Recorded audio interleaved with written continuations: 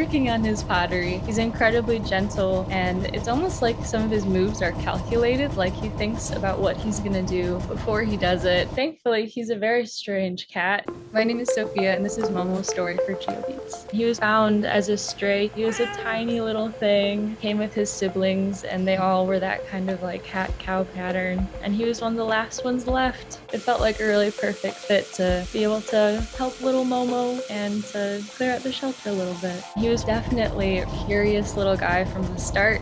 I'm a pottery teacher in Chicago, and it's always been my dream to have a wheel of my own. And last summer, I was fortunate enough to get a wheel from a local artist who's no longer practicing and bring it into my home. And Momo started an interest in it right away. Always really interested in being involved, whether it was just sitting on the windowsill and watching, or like crawling up into my lap as I was throwing or working on pieces. I've noticed that when I'm holding him, he almost kind of mimics the motions that you would do when you're pulling the walls of pieces of pottery. So that was definitely really interesting to see, where he must have seen me, and I wonder if he was trying it out. When cats typically play with their toys or even like a laser, there's very like fast, intense movements. But with Momo playing with the clay, he's incredibly gentle. He's very, very soft with his paws, even though he's got those sharp claws to him. I feel like there might be some design choices made there. Momo shows us that not everything has to be terribly serious, and you can just have fun doing the things you enjoy doing.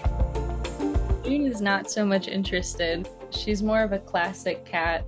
She likes to sit in her windowsill and chatter at birds. I've never had cats before. I grew up with dogs, so I'm definitely not an experienced cat parent, and I think that makes all of our relationship a little bit more special too, because not only do I get to be like their first person, but they're my first cats too.